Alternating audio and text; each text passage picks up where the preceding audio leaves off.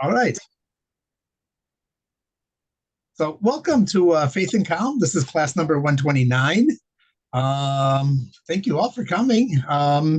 This is a class, but it's supposed to be an inspiration, like a Farbrengen too. So, I'm going to today try two synopsises of two fantastic Likutei Sichos from the Lubavitcher Rebbe. So this is not processed by anybody but through myself, trying to take the contents down. The first one is from Parshas Lech Lecha, and I don't have any stories, but I think it's easy to understand, and hopefully it's meaningful. So there's a medrash. The Medrash says, the very beginning of the parsha, God promises Abraham, "I'm going to give you this land." Okay, and so the Medrash says, "Well, why is God giving us that land? What's going on?" So the Medrash explains, and it says, "Well, when Abraham left, Ur Kasdim, Bavel, and he was traveling, he first came to Padam Aram on his way there, and in Syria, in Armenia, whatever, northern Iraq." And there he saw people, they were eating and they were drinking and they were celebrating. And he said, I hope this isn't the land. I don't want to have a part of this land where these people are.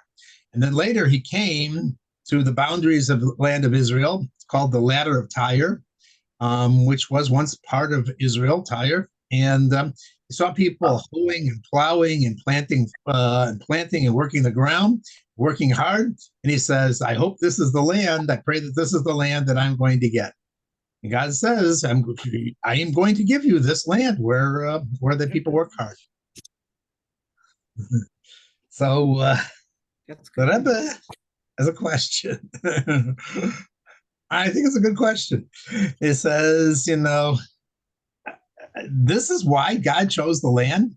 God chose the land, after all, for the Jewish people. He chose this land.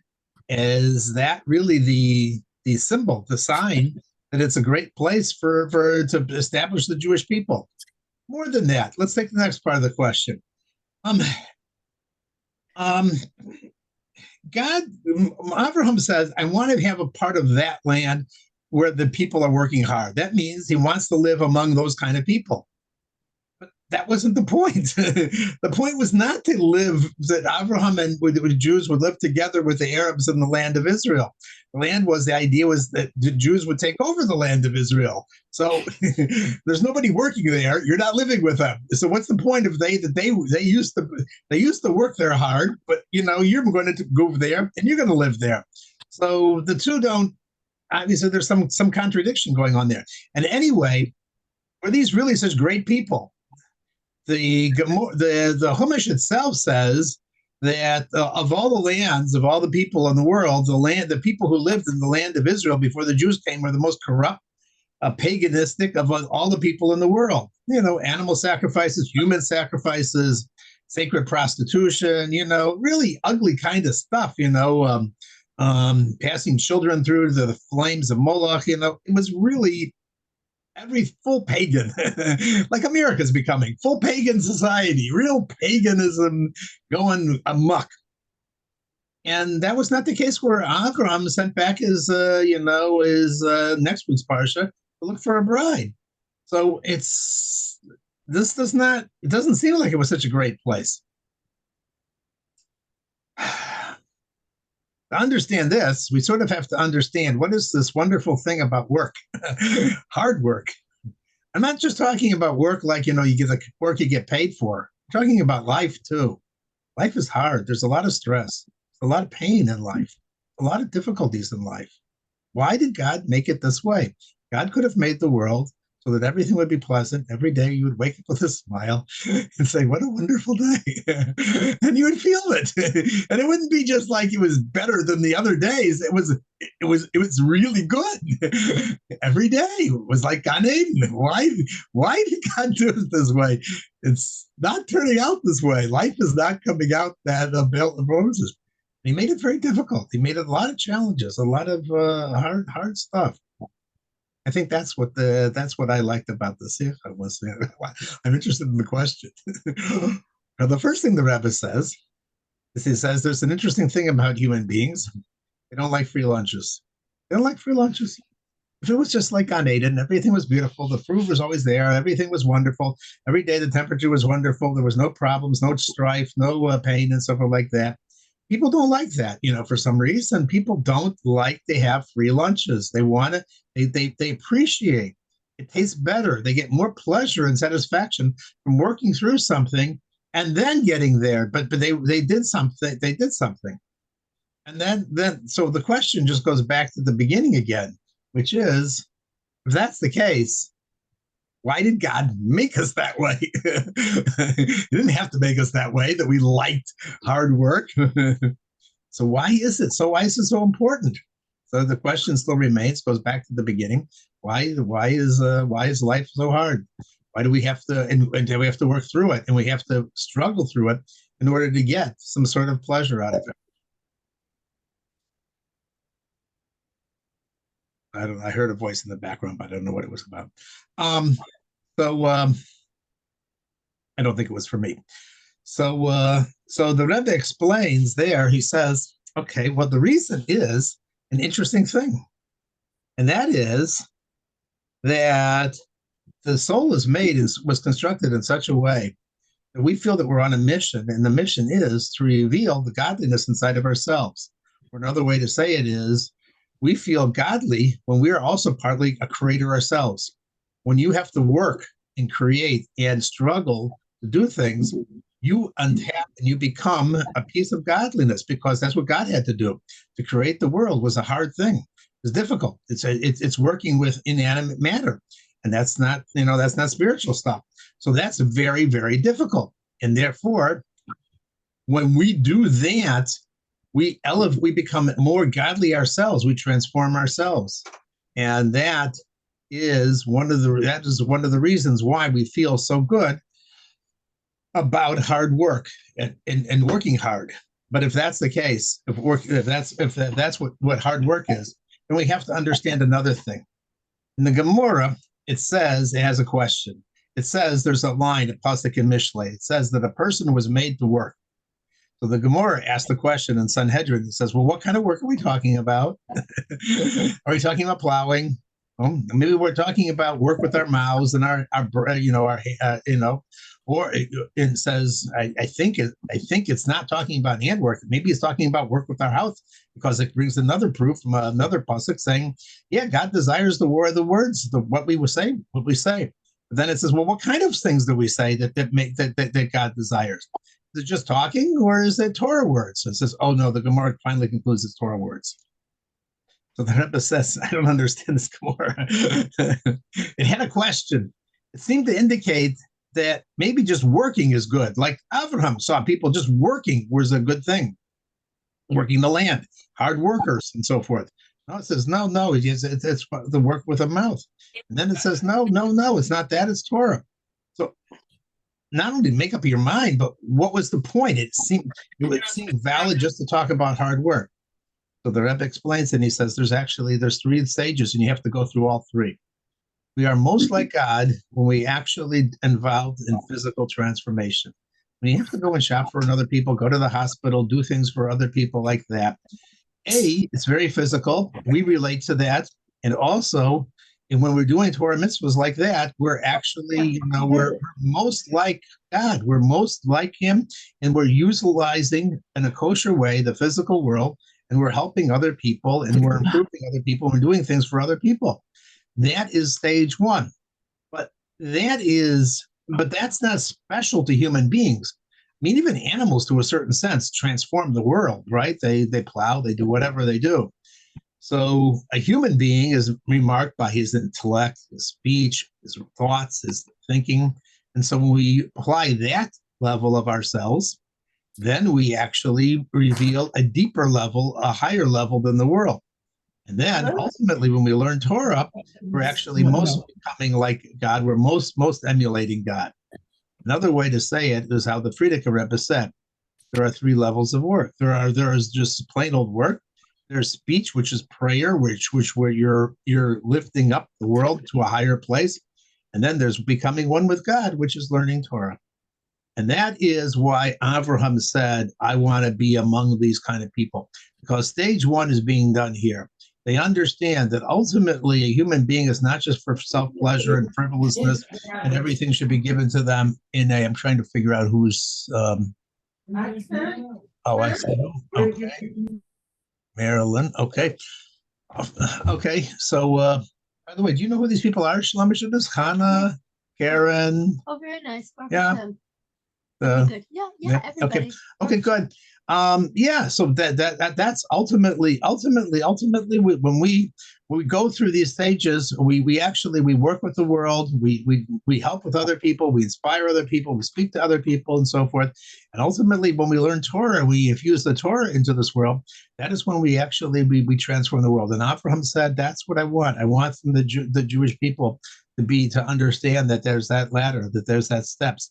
That you know that it's a lot of our life is spent just with the physical world, but you know what, it's actually it's helping us, and it's helping us transform to make this physical world a place for godliness, a place where people feel comfortable, a place where it's revealed that there's a higher purpose in the world, which is ultimately to bring Torah into this world.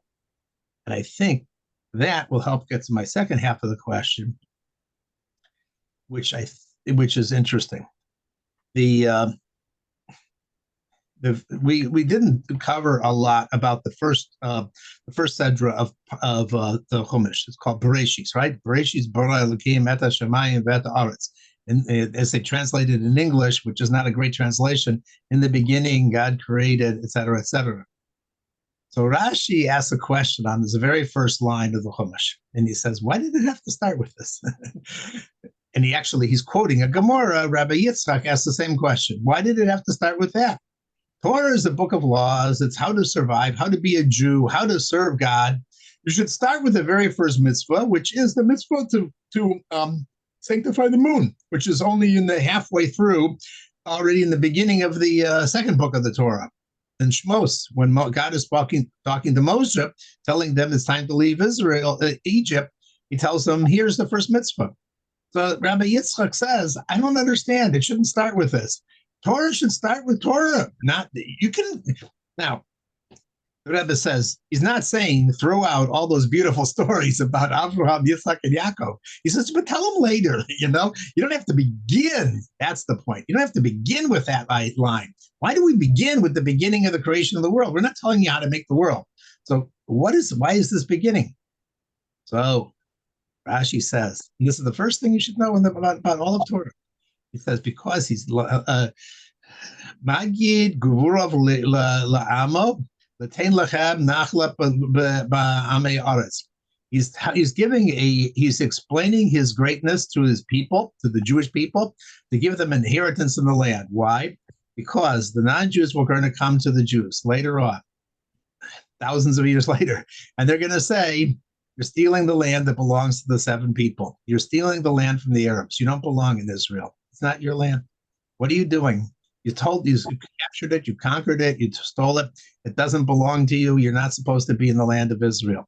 They're going to come to you. So that God is telling you at the very beginning, hey, the Rashi says, well, the whole world was created by God.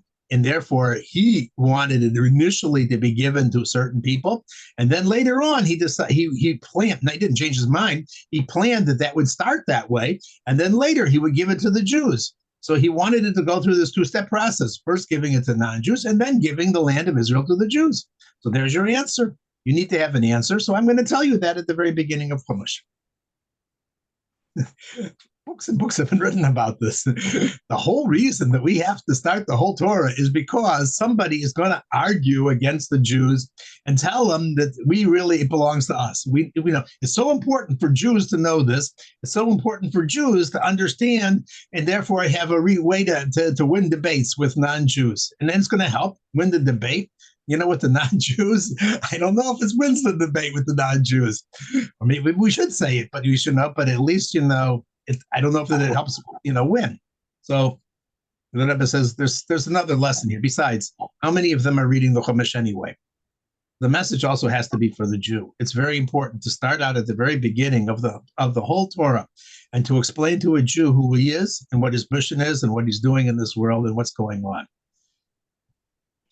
Because, as I said, it could have, if this argument is so important, you could put this argument later on. It doesn't have to be the very first argument in the whole Chumash. So the fact that it starts with this is obviously also teaching us something.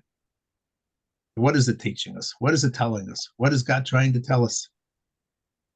He brings an interesting story. There's another story in the Gemara. I don't know if you've ever heard of it. Gevia ben Pasia. At one point in time, the Africans came to Alexander the Great, and they said to him, to Alexander the Great, this land really belongs to us. We are black-skinned people, and the Canaanim were black-skinned people, and therefore the Jews, who are clearly not, they don't belong there. So the rabbis didn't know what to answer. So there was this hunchback Jew, who was nobody special, named Gevia ben Pasia, and he said, "Listen, rabbis, I'll give an answer. If I don't win, you can just say he didn't know much, and if I do win, well, you're better off." So the rabbi said, "Go ahead, tell your argument." So he tells him, "Listen, where do you get your argument that the land belongs to the Canaanim?" And they said, "Well, we read the Torah." He said, "You're going to bring a proof from the Torah? I'll bring you a proof from the Torah." He says the Canaan is not supposed to be owner in himself. He's supposed to be a slave to the children of Shem. You have not been serving Shem for thousands of years. You owe. and a slave, everything he has, he owes to his master. And then the Egyptians came and they argued that, the Jews stole all this property from them when they left Egypt. And Gevia ben Pasia, it was the same argument again. I can give you an argument and so forth. And he goes to them and he says to them in front of them, he says, "Oh, okay, he says, you say we owe the money. Well, we worked for slaves for you for 400 years, so you should pay up for what you did." And each time they lose the argument, and Alexander the Macedonia throws them out of the court, and they run away. So anyway, that was the so there are arguments. There are many different arguments that you can give why the land belongs to the Jews. So it doesn't seem like that's such a strong case. So the Rebbe says, here's an important thing you have to understand, and the Jew has to understand. The Jew has to understand what it means, because God is also speaking to the Jew. He's not only giving us an argument to say to somebody else. What is he telling us? He's telling us that land, meaning our material world, which is what we just said in the previous time, everything to deal with material world and refining, working with it and struggling with it, and the hard work that has to go involved in earning, not only in living, but dealing with medical issues and everything else that means being a soul in the body. All of this stuff is in order to reap spirituality out of physicality, to transform the physical into the spiritual. And that's what it means to conquer. When you conquer, it means that you transform it. You change it from its raw, brute, indifferent, materialistic, corporal form into something that's, you transform it like an artist into, an artist sees the inner beauty inside something and sculpts it and chisels it and brings out, something that nobody else saw. We're all supposed to be, in a way, artists. We're supposed to take paint, raw paint, and other things, and everybody else just sees it just a bunch of colors or music, notes, sounds, and turn it into a music, to turn it into spiritual, to transform it. And that's why the non-Jews complain. They say, "Hey, this was just, a nice lunch. It was a nice restaurant. There was some fun. It was a movie. Who cares? Go on, have the next thing," and so forth. We say, no. All of these talents, all of these ideas, all of this thing about the physical world, math, science, everything else, this can actually be utilized to actually improve and spiritualize and inspire human beings and turn them into something better, not just waste your time or indulge yourself. This is about transforming it, the physical world. Your mission here in this world is to transform it, and that's conquering it. And they go, "Wait a second, and this was just, this belonged to us. It was just stuff, we weren't trying to make it holy. I wasn't even thinking that it could be holy." And the Jews are transforming and stealing. And the non-Jews I feel, this wasn't right. I thought this was just, our kind of stuff. And the Jews are changing and transforming it. The Rebbe says, though, that is not enough of an argument to actually put this in the very beginning of Parshas Bereshis. So the deeper reason why it actually has to be the very first thing is because the non-Jew is not actually well. Let me say another thing. Working with the physical world, as it says in the Tzemach Tzedek, is actually harder than working with the spiritual stuff. The non-Jew looks at the Jew and says, you know what? Okay, you're religious, you're Jewish. What do you need a land for? I actually heard, I think it was the president of France, saying it makes no sense that the Jews have a country. No sense at all. No other religion has a country. A people has a country. A nation has a country. Religions don't have countries. And he's right, because Jews aren't a religion. Religious means otherworldly, beyond the world, not part of the world. And Judaism is not about being outside of the world. Judaism is very much about the physical world and in tune with the physical world and doing things with the physical world. And therefore, we're about transforming the physical world. And therefore, it's not enough that we just sit in yeshivas and in temples and pray and stuff like that. We actually get involved very much with the physical world and transform it. And that's hard work. The Rebbe said, he used an interesting term. He said, it's actually your frummer. You're more religious when you're working with the physical world and you're transforming it. When you're doing things and you're finding out new medicines and new help for other people and new psychological treatments and whatever your work is about, that is actually more spiritual and harder to do. And you're more religious when you're doing that than when you're just involved in things removed from the world. So as we said with Avram Avinu, when you're involved with the physical world, that is very good. And God appreciates that, although he knows that it's a big struggle to transform what looks like just plain material corporeality and turn it into something spiritual. But ultimately, the question still remains on the table. That's nice lessons. That's interesting stuff. It doesn't mean that you have to actually begin the entire Torah, the whole story. So, you have to be 1 second, I'm going to mute somebody here. So, ultimately, the Rebbe says that the non-Jew's complaint is as follows. The Jew transforming the world, I don't have that much problem with. Okay, fine, he wants to live in this world. He wants to take what we thought was just a fun, neat experience, like going to a movie or going to a racetrack or doing something else and turn it into something spiritual. Okay, that's fine. But what about the things that are forbidden for Jews, that are Isser? I see Jews doing things all the time that they're not supposed to be doing. They're not supposed to be eating, going to Christmas parties and eating pork. They're not supposed to be doing that. So that's not refining the world. When Jews don't behave holy in the Holy Land, the non-Jew gets very upset about it. Some inner voice inside of him says, Jews are not doing what they're supposed to do. They should be driven out of the land. They don't belong there because they're just indulging, and they're not even doing mitzvahs. They're not even keeping kosher. They're not doing things right. So if you're going to give me the argument that they're transforming the world, these guys are not transforming the world. Well, that is why the Chumash has to begin with the story, because ultimately, Torah can't give an answer to that. You have to start before the Torah, at the very beginning. And at the very beginning, the Jew is connected with God, even before there's a Torah, even before there's a world. And God is also has an escape hatch for Jews who don't do something right. It's called tshuva. And he knows that the whole opportunity of a Jew to go off the track and to do something wrong is ultimately part of the plan. And therefore, he will also do tshuva. And therefore, the same place where the Jew messes up in this world is also the source of where he comes and he does tshuva for, and he will rectify things. So ultimately, even when a Jew is not behaving holy, it's only a temporary process. He will eventually do tshuva, and he will reveal a higher level of holiness that was possible than even if he was holy the whole time. And that is why we have to start all of creation, even before we talk about any material thing, and saying, you know what? Yeah, I know. Jews are going to mess up, and they're going to cause all sorts of trouble.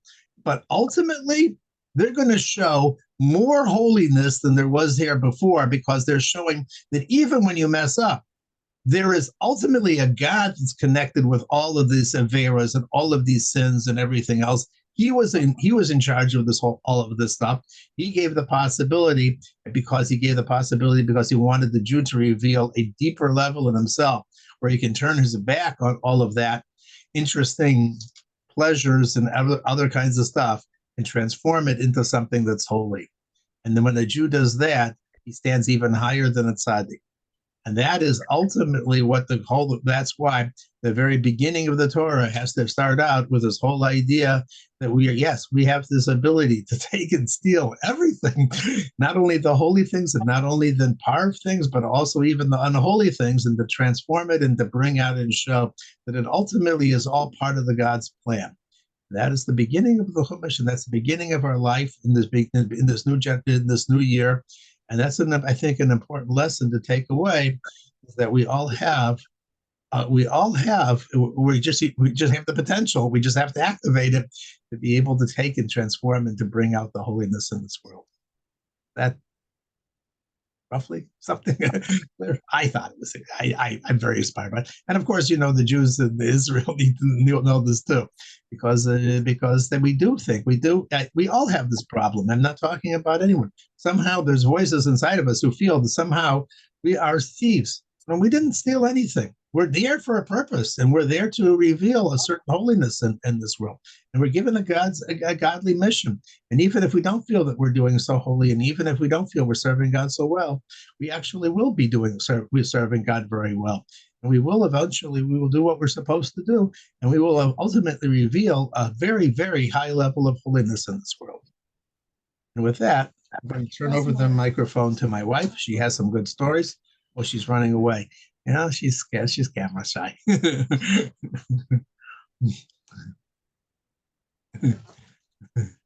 Oh, there she is. Okay, good. And we have been recording here, and okay, very good. Yes. What was the final reason why Israel was given to non-Jews before it was given to the Jews? I didn't cover that. That's another thing. You didn't cover that. I didn't think I heard it, but No, it is a very interesting question. Very briefly, we talked about this word, the conquer, or overcoming. We said, when a person takes the material world and transforms it into something spiritual, it's hard work. There's nothing harder than actually work than plowing and weeping is hard. But boy, when you have to actually struggle, when you have to get into either a verbal battle with somebody or even more, another kind of battle, it takes everything in your whole kishkis. Everything takes out of you in order to be able to, even when you're right, it's going to definitely be very difficult stuff. And ultimately, the Rebbe is pointing out that the more difficulty that you're having with this issue, whether it's getting married or whatever it is that you're really struggling with, it means that you're going to feel more pleasure and more delight, because you will be actually revealing a certain level of godliness that was always concealed before. And you get the first batch of pleasure from it when you actually finally overcome it.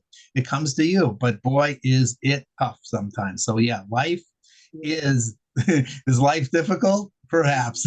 Is life real? But ultimately, life is about pleasure. Pleasure is really what life is really about. And pleasure is what the highest level of the human soul, and ultimately that's what we reveal when we finally accomplish what we're supposed to be doing and actually transform what appeared superficially to be a black hole obstacle, and we turn it into something holy. Did you see it, Rabbi Goodfriend? Yes, I know. Susan, did you see on the news that there was it was carved into somebody's car, the word Jew? Yeah, it was on the news. Yeah, there are anti-Semitic things that happen all the time. It's like a constant in our life. And you can ask, why is it a constant in our life? And I definitely feel that a big purpose in anti-Semitism is to wake up the Jews that guess what? You are different, my dear. And I absolutely feel that that's one of the main reasons for anti-Semitism, because otherwise Jews would be totally assimilated, and they would never realize their purpose in life. So does anybody have any questions before I begin? That was a very good question. A very good point that you made. Faith, I don't see you right now. Oh, you're on the other screen. Okay. Anybody have any questions or anything they'd like to say? Okay, so you're going to wish me good luck because I'm still not feeling 100%. And You know what? I'm sorry. I tried to ask. I forgot that I was muted. I'm just curious. Where did you see this, Marilyn? This thing. I'm just curious. Was it in your area, like your town? her name is Faith. Marilyn My is. name is Faith, and no, it What's your wasn't in my mother's name? town. Yeah. It wasn't in my town. No, it wasn't. There was also a disability person who was with the Bruins. So it was a whole thing about that as well. So Yeah. it was David Mirage. Yeah. So yeah. So I've been watching the news because I've been catching up with that. That was one of the reasons why I was a little bit late, but I was watching that. I remember very distinctly, I grew up a child of Holocaust survivors, and my parents were always very proud of being Jewish, and I just didn't get it. What is there to be proud of? I just didn't get it. And then I remember in college, I worked very hard not to be too Jewish. And I remember if the word "oi" slipped my lips, I looked around to see who might be looking. Oh, they might have heard me say "oi." And then after I learned more about my faith, I remember very distinctly this moment, I remember very distinctly. I was in Israel. I wasn't from yet, but I was in Israel and I had begun learning about Judaism. And I was in the Arab market and an Arab looked at me and he said, "You're a Jew, aren't you?" And I looked at him and I said, "Yes, I'm a Jew." And it was like all the negative stuff of anti-Semitism just had fallen off me. I was very proud to be a Jew. And it was like, anti-Semitism is baggage that we carry. And even if a person doesn't think they have it, they have a little bit of it. They have a little bit of that baggage. And the process of learning more about who you are and why God made you and why God made the Jewish people is the process of emerging from your own baggage from anti-Semitism. So anyway. But the interesting thing is it's in Lech Lecha, the most recent Torah portion. And it really just says that God gave Abraham the land and he told him it was, it would be for the Jewish people forever, and the whole thing is that came from God. It didn't come from the Jewish people didn't make something up.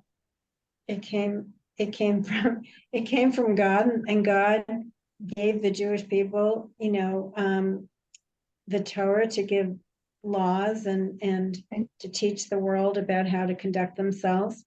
And so it was really a mission. It wasn't anything that was and everybody's descended from Noah anyway. Everybody's descended from the same people.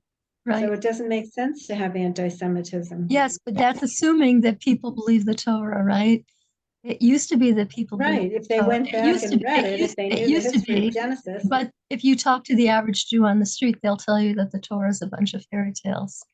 And, that's the state of our world. So probably more non-Jews believe in the Torah than Jews.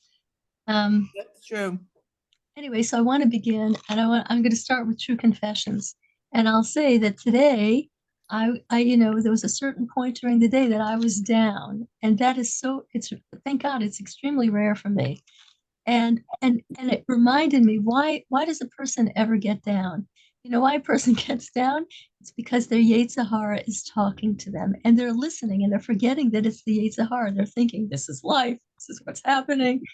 And so my Yetzer was talking up a storm about, hey, this is day 15 that you had COVID. And what's happening? How come it's not gone? What's wrong with you? And I started having bad feelings about myself. And then Baruch Hashem, I recognized, this is a bad mood.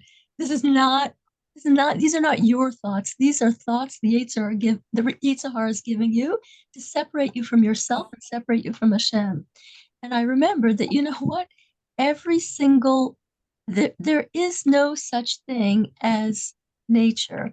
There is no such that, nature is Hashem's invention. It's his tool. It's one of his favorite inventions, in fact, but it's Hashem's invention. And the reality of everything is simply what Hashem decides in that moment. And, and, and if, anyway, it gave me an opportunity not only to reaffirm my faith in Hashem, but also to like myself, because I was starting to dislike myself. That what's wrong with you? Why are you still like this? And you know what? I am whatever Hashem makes me at any moment. That's who I am, and that's who He chooses for me to be. And in whatever condition I find myself. And if I find myself in that condition, there's something good in it, something that's going to come out of it that's good in it. And anyway, the biggest example of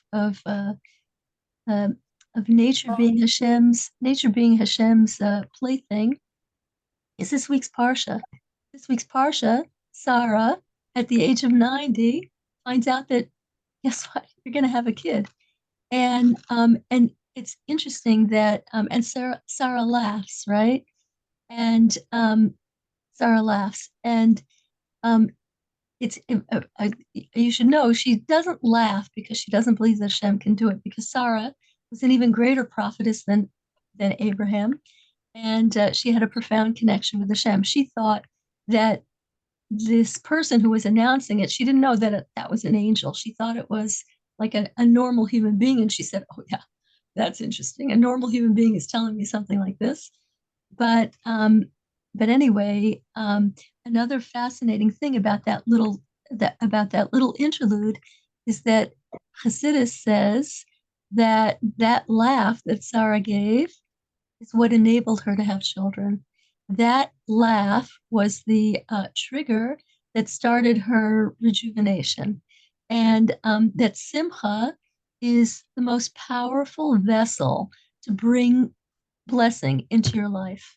So it's interesting because in the regular text, Sarah is criticized for laughing, but Hasidus points out that the truth is that laugh was awesome for Sarah.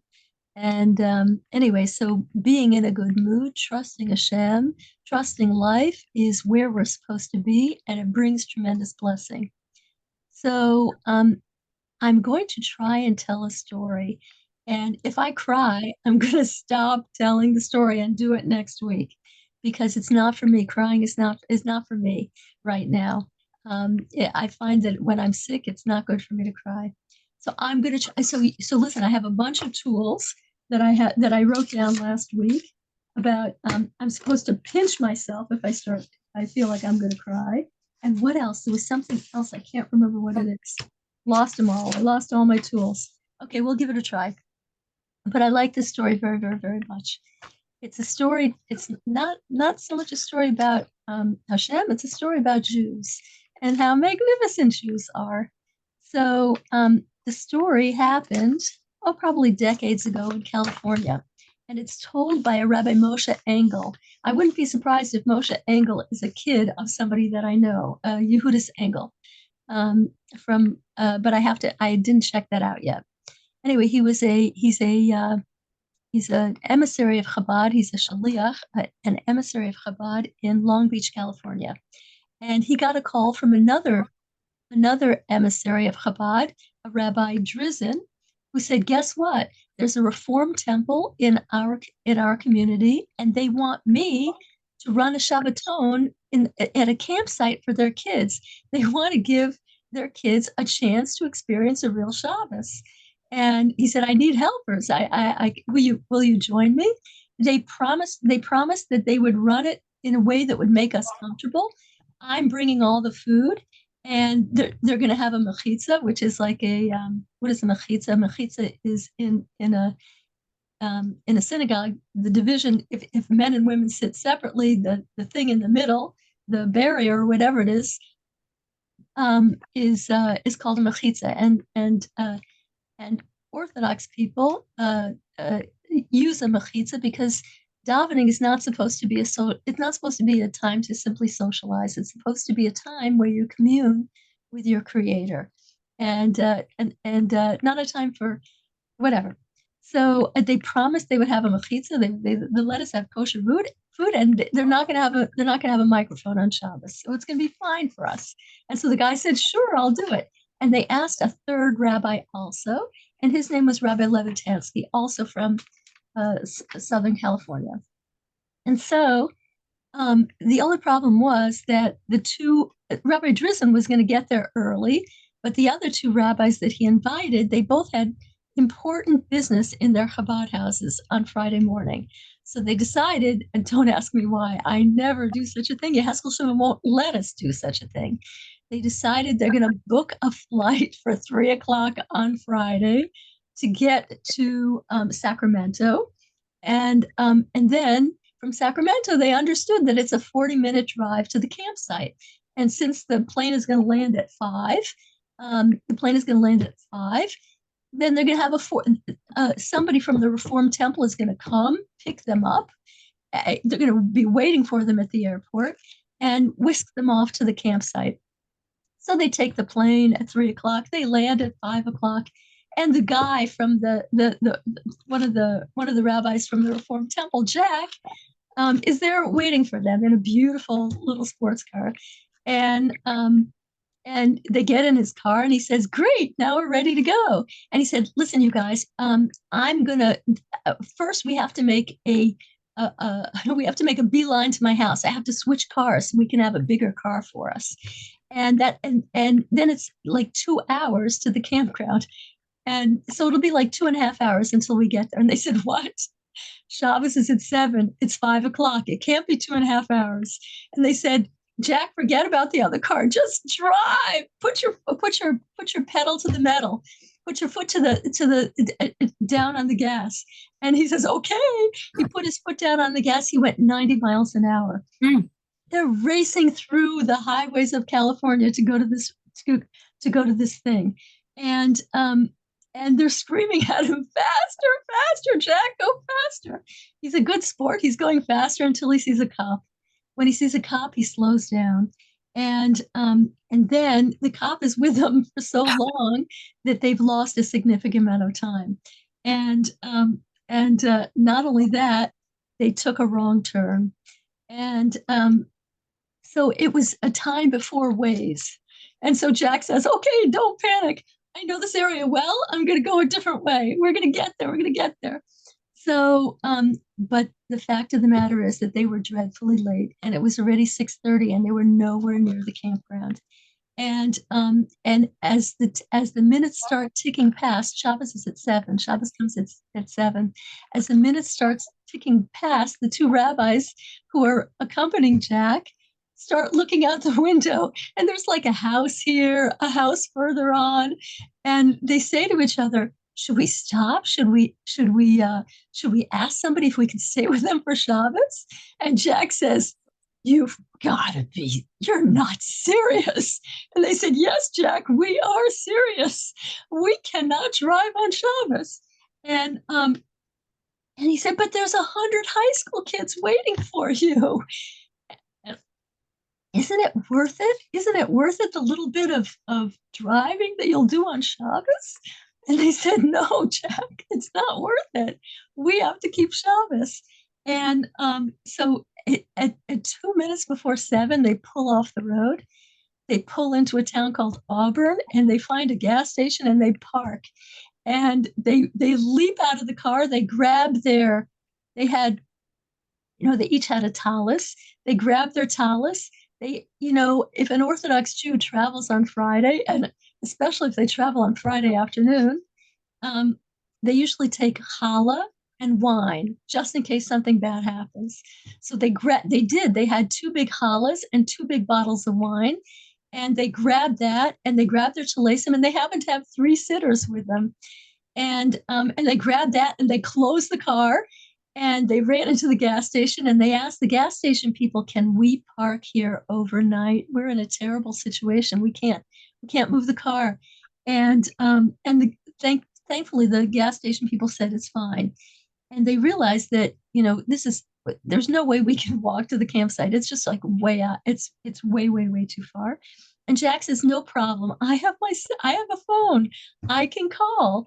And they said, Jack, you're Jewish. You can't do it. You can't call for us. It's not gonna work. You can't call for us. And please don't do it. And they said, come, you're gonna join us. You'll have Shabbos with us. And Jack yells, but I don't believe in God. And then they say to him, you will soon. And anyway, they start davening they start davening in this gas station, and they're davening like they're in their local Chabad houses. And Jack starts getting emotional because he hears Lecha Dodi, and he says, hey, my grandpa used to sing that. And they finish davening, they make kiddush, they have the challah, they wash their hands in the gas station, and it's now 9 o'clock. And they're thinking, where are we going to sleep? Where are we going to lay down? On the gas station floor? It's like, I don't know. Okay. It's not going to be very comfortable. It's not going to be very safe. And so they saw that there's a motel across the street. So the three of them take off for the motel across the street. And the two rabbis wrapped themselves in their talesim because they left the food in a bag, near the gas station. What remained of the food that they had, and they wrapped themselves in their talesim because they didn't want that to be stolen if anything was stolen. And they walked across the street, and so here are these three guys. Two of them are wearing these like white flowy sheets with black hats and a black kapata underneath it, and they go into this motel. And the lady behind the desk never saw anybody that looked like that. And they said, we need a place for the night, but we can't pay you until tomorrow night. And she said, first of all, she looked at them. She probably didn't want them. She probably thought they were the strangest thing she ever saw. And she said, no, I'm sorry. You have to be able to pay for it. And they said, but we'll pay tomorrow night. We promise. Meanwhile, Jack whips out his wallet and he says, no problem. I'm paying for these guys. And they say, Jack, you can't do that. You can't pay for us. You're a Jew. You're as much a Jew as we are. And Jack takes his wallet and he just throws it at the reception desk. And he says, here, take the whole wallet. It has a bunch of money and it doesn't have enough money to pay for the whole thing, but it has everything in there. And you'll charge after Shabbos. As a credit card. After you'll charge the credit card after tomorrow night. And the lady, I'm sure, just didn't want these people. And she said, I'm sorry, we're not doing this. So anyway, there was another big hotel 3 blocks away. And the guy there was nicer, but he said, okay, you can pay tomorrow night, but you have to write down all your information for me. And they said, but we can't write. And Jack wanted to write, but they said, Jack, you can't write. You can't do it for us. So anyway, they said, I'm sorry, we can't give you a room. There was a police station, a jail. There was a little jail. And they said, maybe they have an extra room. So they all walked to the jail. And this time Jack does the explaining instead of the two guys in the white flowy robes. And he tells the lady behind the counter, the officer, these guys, they do something. They're Orthodox Jews. They keep Shabbos. They can't write. They can't spend any money. They can't do all these things. Would you have a cell for them overnight? And she said, I'm sorry, we have such a small police station. We have no cell. And she said, but she felt sorry for them. She said, I'm going to make some phone calls for you. She wasn't Jewish. She could do such a thing. She made some phone calls and she said, I found someplace where you can stay and you don't have to pay till tomorrow night. And so she tells them it's actually only 2 blocks away. It's a seedy bar that has rooms above the bar. And the lady says, yes, you can pay me tomorrow night, no problem. And she gave them the keys and they said, you know, thanks. We can't carry the keys. Could you carry the keys to the room for us and let us in? And so that she does it. And when they get into the room, Jack explodes and he says, "What is this Shabbos stuff? You can't even carry a pair of keys." And he had a million questions. And they sat down and they answered all his questions till 2 in the morning. And Jack was like visibly moved. And he said to them at 2 in the morning, they decided to go to sleep. And he said to them, "Listen, you guys, it's been an incredible evening." He said, "I want to tell you one thing. I'm one of the rabbis. I'm one of the leaders of this Shabbaton. I can't just not show up. You can not show up, but I can't not show up." He said, "If I'm not here in the morning, you'll know that I left." And so they didn't say anything to him. They can't keep him prisoner. And they just, whatever. They smile and they part ways. So in the morning, they see that Jack left. Jack did not take his room, and they go across the street they go to the gas station, and unfortunately, everything they had was stolen. The Sidurim, the sitters were stolen. The second challah was stolen. The second bottle of wine was stolen. The only thing that was left was a tiny remnant of challah that they had left from the night before in one of the bags, like a tiny little piece of challah. So what are they going to do? It's Shabbos morning. They have to daven, and it also happens to be something called Shabbos Mavorchim. And Shabbos Mavorchim is once a month. It's before the new month. And before the new month, Lubavitchers, these guys are Lubavitchers, they do something special. They say the entire book of Tehillim in the morning before davening. That's roughly 160 or 170 pages of Hebrew. And it takes me hours. And it takes Eskil Shimon hours. It takes me much more than Eskil Shimon. It takes a long time. And what are they going to do? They don't have their Tillim. They don't have their sitters. So one of the rabbis, believe it or not, knows most of it by heart. So he says it, and the other one starts repeating it. And when they get to the davening part, they do it the same way. They do whatever they know from memory. And then it's time to eat. They have this tiny little piece of bread, and it's already the afternoon. They're starving. And the gas station attendant feels sorry for them. He says, "Look, I'm going to open up the snack machine. Maybe there's something in the snack machine you guys could eat." And they find some nuts that they can eat, and some kosher soda, kosher nuts and kosher soda. So they make kiddush on the little piece of challah, and they have nuts and soda. And meantime, they spend the rest of the day together. They don't know why they're there. They don't know why Hashem deprived them of this opportunity to have such an impact on these kids. And instead, they spend Shabbos in a park just discussing the Torah because they don't have any books.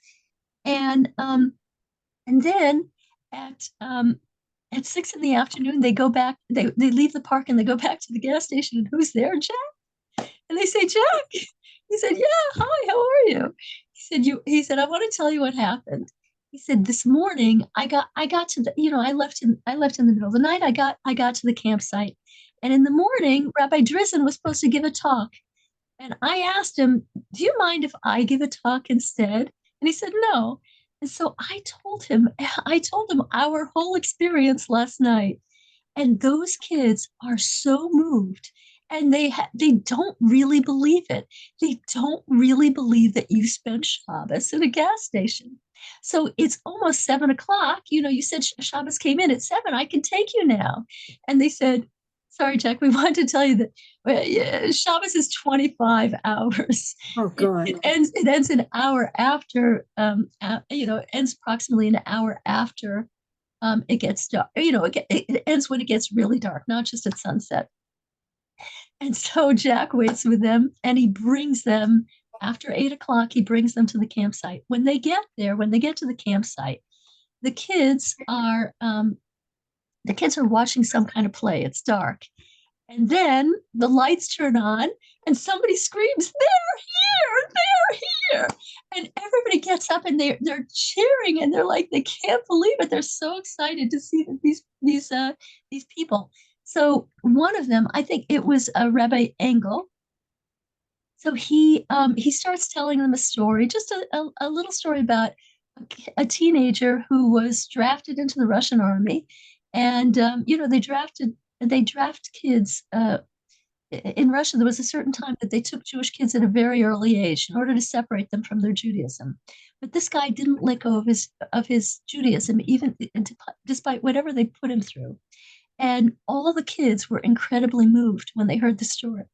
And Jack leans over to Rabbi Engel and he said, I got it. I know why these kids are so moved by you. He said, I teach them all sorts of stuff, but I don't really believe it. You believe the stuff you say. That's why they're so moved. So anyway, the night was almost over. The Shabbaton was almost over. They told that one story, and then they were supposed to have later on some kind of sing-along. And they expected just a handful of kids to show up for the sing-along because it was already late, but every single kid turned out. And the other rabbi, Rabbi Levitansky, starts singing a song about keeping kosher. And this Rabbi Engel bites his tongue because it's a kindergarten song that this Rabbi Levitansky is singing. And he's thinking, it's not for them. They're teenagers. He's singing a kindergarten song. And the kids love it. And they say, again. And so he starts singing with them, and they made them sing this song 15 times. And by the end of it, the kids were like making up silly moves and dances for this song about it was, I think it's a song that I don't even know the song. It says, all the animals that I eat must chew their cud and have split feet. I'm a Jew and I'm not faking. I want kosher meat to eat. And anyway, the Shabbaton ends. That's it. And the two rabbis are just like, what was this all for? So we could tell them one story and teach them a little song. That's what I don't get it. We don't get the whole thing. Years later, Rabbi Engel was invited by a kosher a conservative temple to give a Shabbaton in Utah. And a young couple came to pick him up from the airport and take him to the Shabbaton. And Rabbi Engel said, so does anybody keep kosher in this area? What's the level of Jewish observance? And they said, well, there's some old families who keep kosher, and we keep kosher too. And he said, yeah, a young couple like you, how come you keep kosher? And the young woman says, well, a long time ago, I was on this crazy Shabbaton, and the rabbis who were supposed to teach us never showed up until the end. And they spent Shabbos in a gas station. And then they came and they taught us a song about kosher. And I was so impressed by them that I said to myself, I can't keep kosher now because my parents don't keep kosher. But when I grow up and I have a house of my own, I'm going to keep kosher. And then he told them, guess what? I was one of those rabbis, and they could not believe it.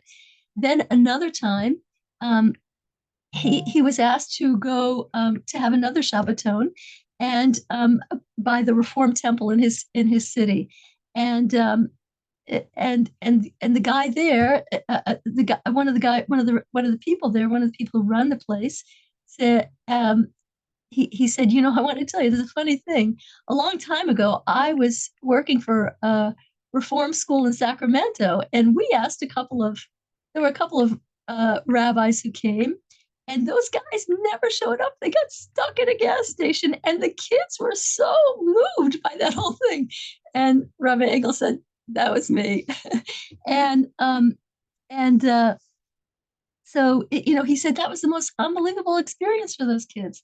And then the other rabbi, Rabbi Levitansky, he was sitting in his Chabad house one time, and a man with two little kids comes running in, and the man says, that's him. And Rabbi Levitansky said, can I help you? And the guy said, I was on that Shabbaton years ago with you when I was a teenager, and I've grown up and I'm married and I had kids, and I told that story about you guys in the gas station so many times.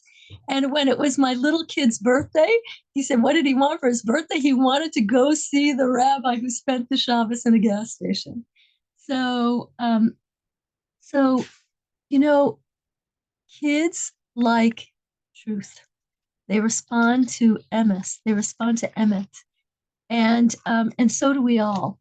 And when a Jew clings to the truth and lives what he believes, it's a profound thing, and it's something that people naturally respond to. So I made it. My eyes are a little moist, but I didn't cry. Thank you all for your help. And I'm going to end with that unless anybody has any questions. Yeah.